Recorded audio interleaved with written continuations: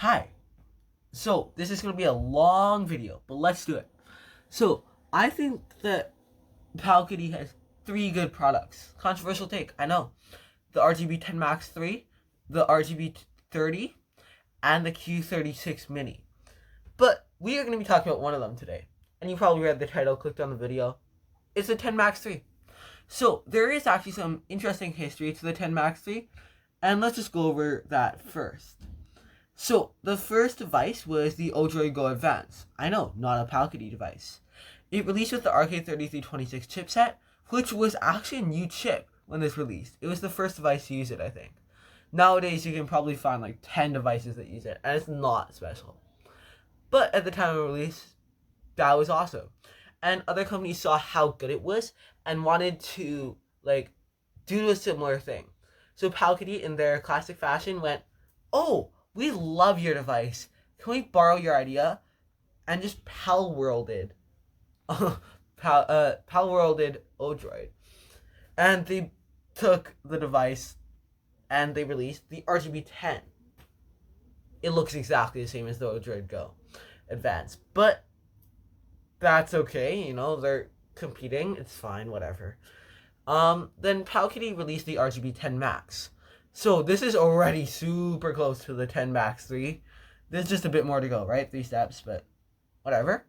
So, this is a really neat device. It used the same chip, but it was much bigger, and it had dual analog sticks instead of single analog sticks, a bigger screen, and bigger battery. And all the stuff, you would just expect from a bigger device.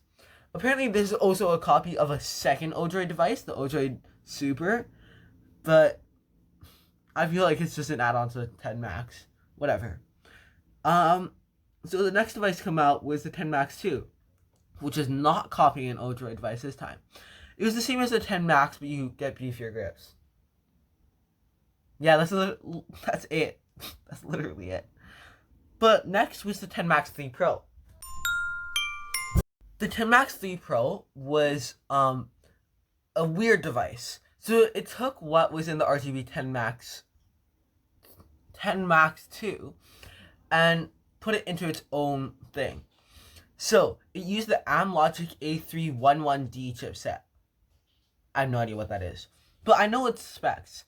So it can play up to GameCube and PS2, and that's actually kind of crazy for a Linux device of the time.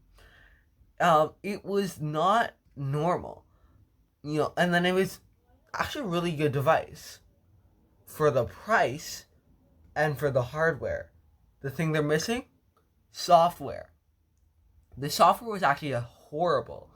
It was clunky, things wouldn't work, compatibility issues, and all this stuff. So again, hardware for price, great. But the software just allowed for nothing to work, which is kind of problematic. So that's why this video isn't on the 10 Max 3 Pro, and that's why, 10 Max 3 Pro doesn't exist anymore. But they then took, what they thought they did well, apart from the chip, on the 10 Max 3 Pro, and just made their own 10 Max 3. So this 10 Max 3 uses an upgraded chipset that is still very similar to the RK3326 chipset. It's the RK3566 chipset. It is slightly more performant, but it's really not much. Yeah, so I am going to compare the RGB10 Max 3 with the Retroid Pocket 2S and the RG353ps. So, with the Retroid Pocket 2S, I'm using lowest tier. With RG353ps, I wanted to use a higher tier, but I'm going to use lowest tier for the sole reason that the price matches a bit better. So, first thing that we're going to go over is price. So that you can just keep this in your mind as you're going through. They're all very close. So, the Retroid Pocket 2S is... Retroid Pocket 2S base is $90, and then you have $12 shipping. At least that's what I think it is here for me in Canada. The next one is the RGB10 Max 3, which is the one we're talking about. It is $90 before shipping, and it's Palkity. Palkity doesn't have shipping. That's awesome. So this is $10 cheaper than the Retroid Pocket 2S. And then the 353ps is $88 before shipping, but shipping is $12 to Canada. This is all in USD, by the way. So that is a flat hundo. So you can see that you have 100, 90, 100. The 10 Max 3 is the cheapest of the bunch, so keep that in mind as we go on with this. But $10 isn't really much, so it shouldn't affect it. It shouldn't affect your views on these systems as much. So the Retroid Pocket 2S just knocks it out of the park with specs. So just keep that in mind as we go through this. The Retroid Pocket 2S has a T610 chip, and again, the RG353ps and the 10 Max 3 have a 3566 chip in it. It's hard to remember. So, RAM-wise, you got 1 GB on both the 10 Max 3 and the 353ps. And throughout this video, you'll see that they're pretty much the identical device, apart from a few features. The 2S is actually just chilling with its 3 GB of RAM. Internal storage-wise, we have 32 GB on the Retroid Pocket 2S and none on both the 353ps and the 10 Max 3. Yeah. So how about like Bluetooth and Wi-Fi and all this like extra goodies? So we have 2.4 GHz Bluetooth and 5 GHz Wi-Fi on all 3 devices. So that one you can just not think about, and that's great to know. How about batteries? So we have a 4,000 mAh battery in the 10 Max 3 and the Retroid Pocket 2S, but 3,500 mAh battery in the 353ps. So the 10 Max 3 will probably have the most battery out of all of them because of the games that you'll be playing. So on the 10 Max 3, you will be playing up to N64 and PSP. GameCube won't even run, so it's not a thing that you have to worry about, like battery life wise. The Retroid Pocket 2S does play GameCube, PS2, Switch, and I do play those from time to time. So that will like wear on the battery more. But if you're just playing N64 and PSP, the Retroid Pocket 2S should have the most battery overall. Yeah. So next, let's just, put out my classic gadget versus benchmarks that I just took from them. The T610 has a 12 nanometer process, and the 3566 chip has a 22 nanometer process. This is actually a huge difference between the two, because that 10 nanometer difference is like a huge battery lifesaver. But that's not all. Let's keep on going. So next is the clock speeds. So for the RK3566, we have 1.8 gigahertz, which I find kind of odd because the T610 has 1.8 gigahertz. So what I realized is there are 6 ARM Cortex A55s and 2 A75s on the T610, while the RK3566 has 4 A55s. All of them are clocked at 1.8 gigahertz throughout both systems. Oh, right. So, that's like double on from the RK3356 to the T610, and that is a huge difference. So next is cache memory. So that's a comparison between 2 megabytes and 256 kilobytes. I think you can guess which has 2 megabytes. The Retroid Pocket 2S. On the GPU side of things, the chips both have an ARM Mali G52, but the T610 seems to have like this weird 3EE variant. I'll assume that it means it's slightly better on the T610 side of things. So, the GPUs both have 2 execution units and 32 GPU shading units. Surprisingly, the next actually goes in favor of the 3566. For the 3566, 850 megahertz is the base GPU clock speed, and 950 on the turbo clock speed. The T610 has it at 614 megahertz for the base, and guess what? 614 on the turbo. We also have 54.4 gigaflops, and My brain. 54.4 gigaflops on the GPU FP32 floating point calculations. I honestly don't know what DMIPS is, but it's over 3 times in favor of the T610. That's 462 and 62554.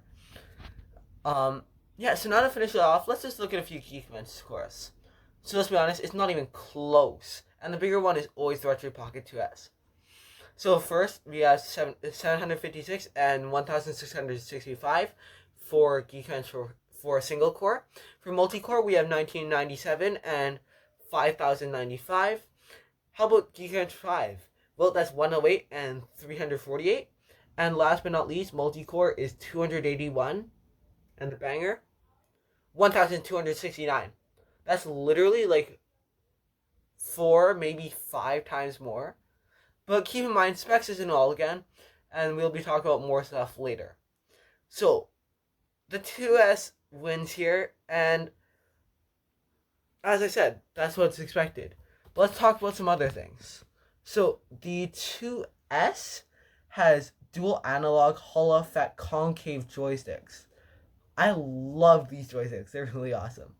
But the other two have switch joysticks, which is fine, but not as good. But trust me, as someone that has over 167, when I wrote this script, probably nearing 200 now, hours on the Retroid Pocket 2S, and hundreds of hours solely into Mario Odyssey. I can't check my whole Switch playtime. I don't know why. So we also have analog triggers on the Retroid Pocket 2S, which is awesome, which can't be said on like the other two.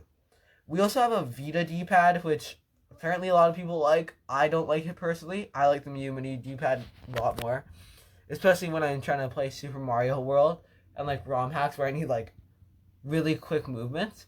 I don't like it, but I know that many people love it, and it's like one of their favorite D-pads. But yeah, moving on. Second is sound. So you can't really compete with dual stereo speakers on the Retroid Pocket 2S. But yeah, it goes to Retroid Pocket 2S. Next is software. So this is actually a toss-up. This is more, what do you like? So first is Android on the Retroid Pocket 2S. On Android, you get these front ends, you get more compatibility with emulators. You know, let's say, oh, I want to try this. Let me just load up the emulator. It's not like it has to be specifically made for that one. And then, you can get cool front ends. But with Linux, you have a lot of custom firmware options. ArcOS, Jealous. There's more, trust me. You get ports, and then you get like more community around that specific device, in my opinion, with a Linux like popular device. But the thing is, those ports that are on Linux are usually available as Switch ports, like Hollow Knight, just as ports in general, or you can just emulate them on Switch. So those ports are the main ones: Hollow Knight, Celeste, and Stardew. Hollow Knight has an Android port. Celeste can be ran on the 2S with no frame drops. Okay, at the start when you open it up, it goes at like 0, and then it goes to 12, and then it goes 60. It's like that fast. I do not count that as a frame drop. And Stardew has an Android port, but you also can get the Switch version, and I have tried. That one runs great too. So it's a toss-up. If you like Android, get Android. I love Android. If you like Linux, then you can go get Linux. But the thing is, ESDS, if you didn't know, that's Emulation Station, did get released on Android. It's a bit of a buggy mess at the time of recording, but it will probably get better. And it is like a Linux operating system. So if you want to, if you really love Linux, but you like the Android apps and whatnot, then that's the one to go for. So along with that, there is an upgraded version of the 353ps called the 353p. Just a quick tangent. So the 353p has same screen, except it's touchscreen now, and it has doubled RAM, so 2 gigabytes RAM, and it runs Android. 32 gigabytes internal. Forgot about that one. It runs Android. So if you do like Android and after this video realize, hey, I like the 353ps, then keep the 353p in mind. Alright, So next is screens. The 353ps just loses pretty much right away. It's a 480p screen with no touchscreen. The Retroid Pocket 2S, same screen. Well, it's not the same screen. It could be like same resolution, same size, but it has touchscreen. So obviously the 2S is better than that. Well, the 10 Max 3 does have a gorgeous 720p display, but 720p isn't actually that good for retro gaming. But if you want that screen, go for it. I don't like it because old TVs were 4:3. If you didn't know, you probably do. But games would like just scale better to that screen because they're made for that time. So with a 4:3 screen nowadays, it just makes sense for those older games. For the 720p screen, GBA does scale ever so slightly better to the 16:9 screen. PSP scales way better. It's 16:9, and that fits. And the next is like Moonlight streaming, but I don't really care about that one. So on screen you'll see 3 devices. The funny part is, all 3 of these devices aren't even the right devices. That's because I'm using this website called RetroSizer. So on the left, you can see the 10 Max 2, which again is a generation before the 10 Max 3. This should be pretty close, just like iPhones are similar through generation. And then you can see a Retroid Pocket 2 on the right, which is slightly smaller than the 2S, so you just have to imagine it slightly bigger. And then last is the 353p, which is actually the exact same size as the 353ps. So for this, it really doesn't matter that it's a different device. Yeah. So you can just look at it and see. We obviously have the 10 Max 3 as the biggest device, and then the Retroid Pocket 2S is second smallest, and the 353ps is third smallest. But the thing is, the 2S looks like a literal brick. The 353ps has like these nice curves on it that are nice to hold in your hand. It's like an SNES controller. So how about like pocketability and whatnot? So in my opinion, pocketability is Retroid Pocket 2S, 353ps, and I don't even think the 10 Max 3 is pocketable because it's so damn long. But pocketability definitely isn't all of it. How about ergonomics? That's the exact opposite list. That's the 10 Max 3, then the 353ps, then the 2S. Again, the 2S is a literal brick. But I like the 2S. I honestly have, I'm leaning to the 2S side. But after this, I hope you can see why. So, now let's just stack all devices on top of each other, so you can get a better view on how everything looks. So you can see that the 353ps is pretty much the same size as the Retroid Pocket 2S. It's slightly smaller, slightly smaller up and down wise for most of it, but then the bumps protrude a bit further out. And then you have the Retroid Pocket 2S again in the back, and then you have the RGB10 Max just huge in the background. It's kind of crazy. So you can see why I think the 10 Max 3 is so ergonomic. Okay, so let's do some joystick sizes. This is the last test for images. I'll be using something I took a picture of.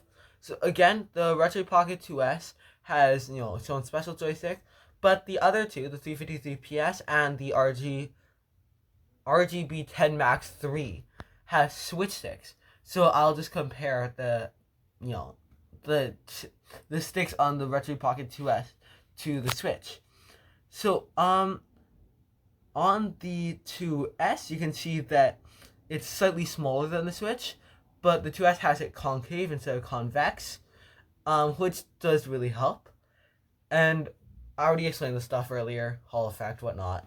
So let's move on. So let's just wrap everything up. First, the 353ps power-wise is pretty much the same as the 10 Max 3, with the same chip, same RAM configuration, same sticks, same number of SD card slots, and yeah, I think you get the idea. The 2S has a much better chip than the 10 Max 3 and 353ps. It's pretty much 2 times more powerful, but just flat out emulation power, 10 Max 3 and by extension 353ps, can play most of the N64 catalog and all those similar power systems, PSP, Dreamcast, etc.